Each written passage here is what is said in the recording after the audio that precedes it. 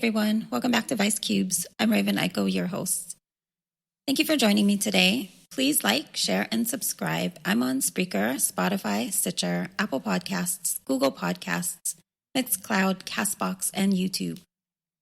Come follow me on Facebook at Vice Cubes Podcast and on Instagram at Vice Cubes, where I often share pics that correlate with each episode. And come visit my website at vicecubespodcast.com.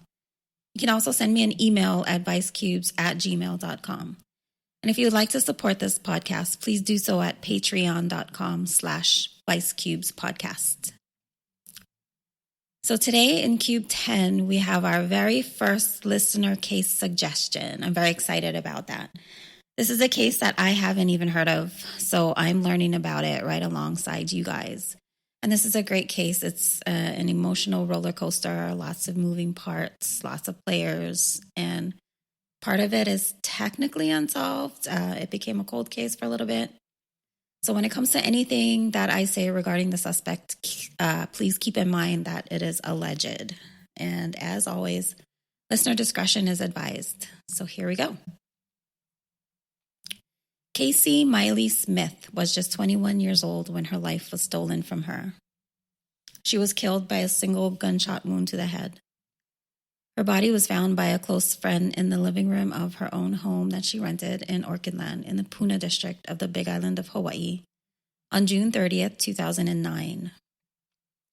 Bug, as she was known, isn't that the cutest thing? Her nickname was Bug. Was born in Loma Linda, California on August 22nd, 1987. She was a 2005 graduate of Kamehameha School's Kapalama campus on Oahu, where she was a rodeo standout. So the murder weapon, a handgun, was found near her body. The scene looked like a suicide. The Smith family was very heavily involved with the Hawaii Horse Owners Association. They did trail rides, camping trips, and rodeos. And a source from the association said that Bug won many buckles and prizes.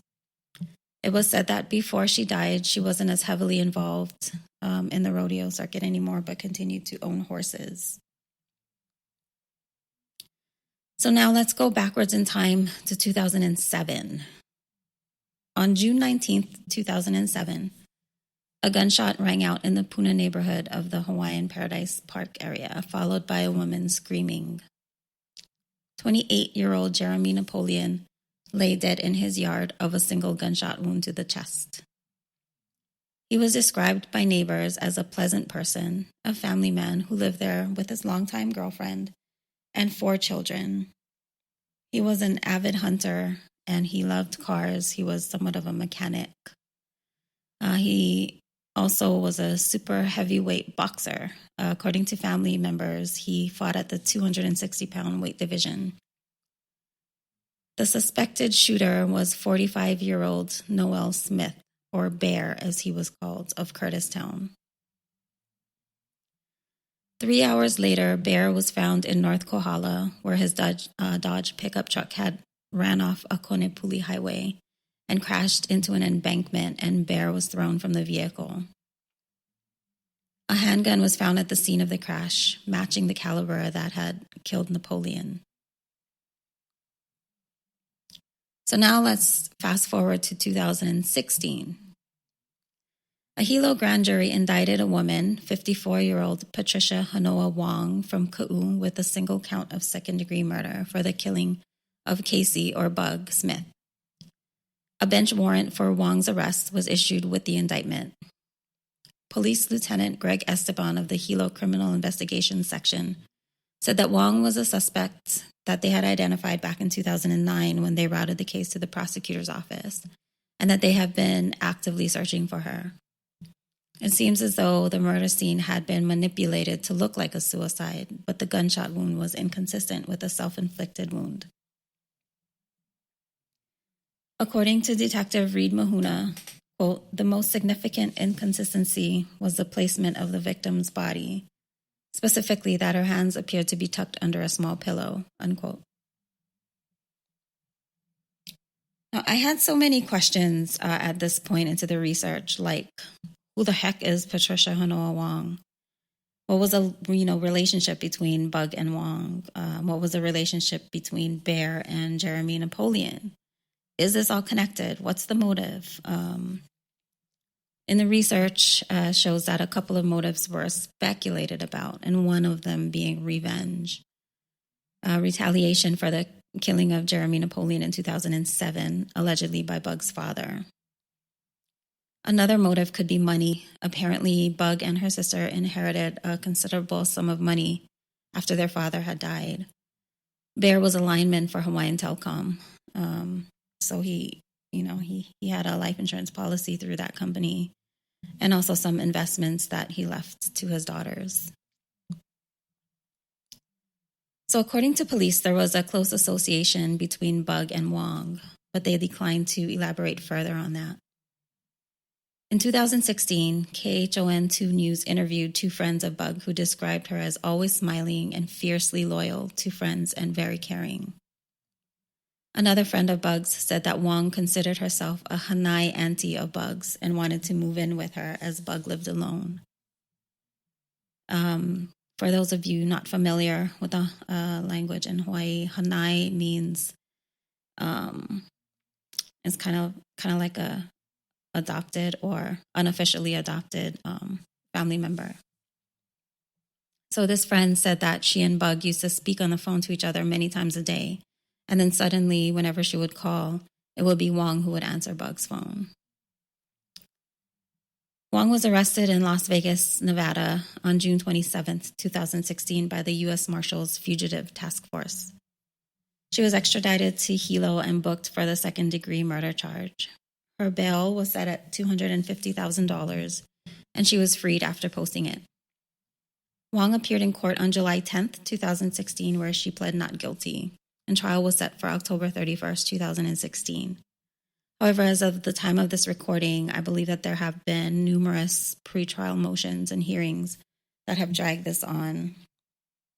I believe that they have also been looking to determine Wong's mental fitness to stand trial using a panel of mental health examiners.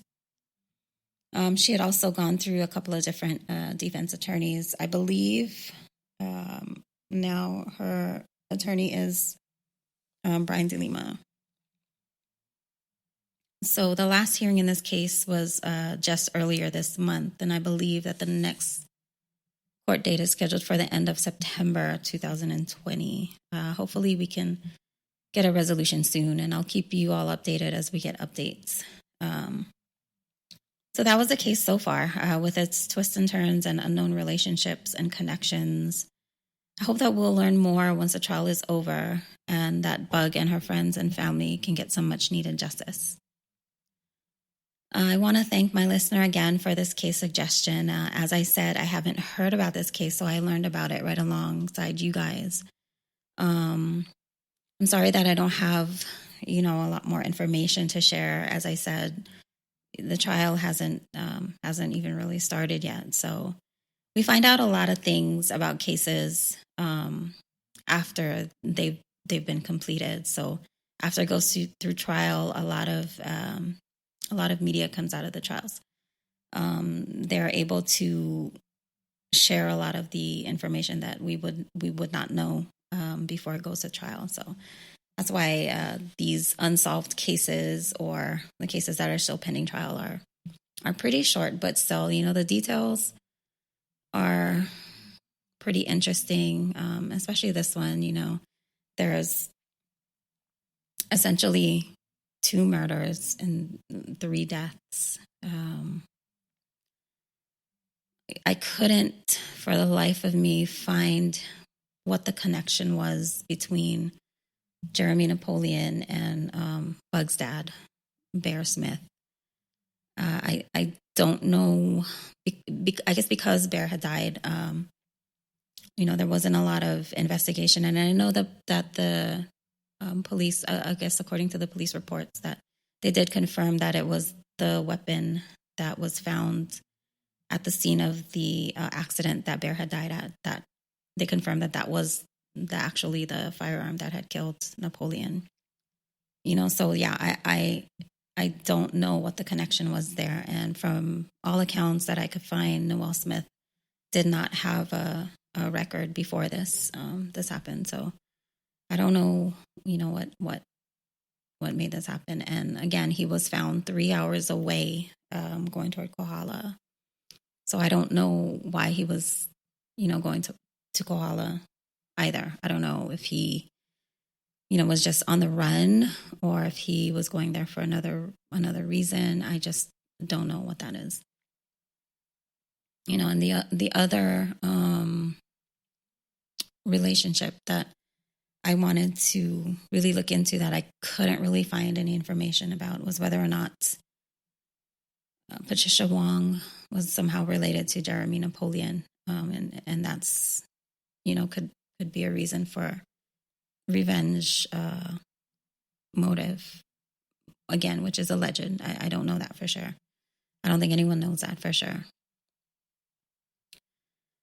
But okay, again, thank you very much to my listener for that one. That was an interesting case, and I'm going to be following it so that I can bring you guys updates as we go along here. So now I wanted to briefly touch upon some current events here, or actually it's just the opposite. I want to not talk about current events. And what I mean by that is that there's a lot going on currently in the world, with the COVID-19 virus, with child trafficking, with politics, with the upcoming election soon. It seems as though 2020 has us by the throat. And honestly, I have a lot of feelings and opinions about all of that, but I kind of try my best not to talk about them here. And the simple reason is that when I listen to podcasts, I don't want to hear about those things. I listen to podcasts for entertainment or educational purposes. I don't know the podcasters, and I really don't care what their political opinions are. It's kind of like, when celebrities or athletes start telling you their opinions on current events.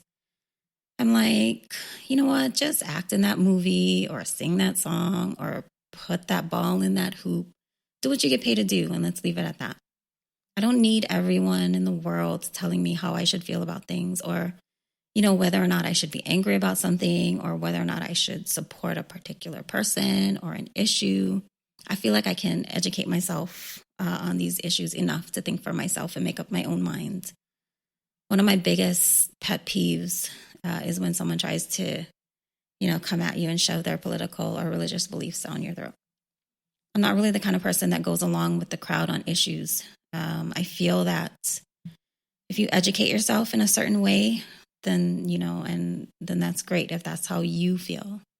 I feel like if you are going to debate someone, at least have an informed argument, have passion behind what you believe, especially when it's important. And also learn the opposition, learn different political or religious views as well as, your own. Otherwise, how else will you be able to debate your own point, It's not enough to have an opinion. You have to know why you have an opinion.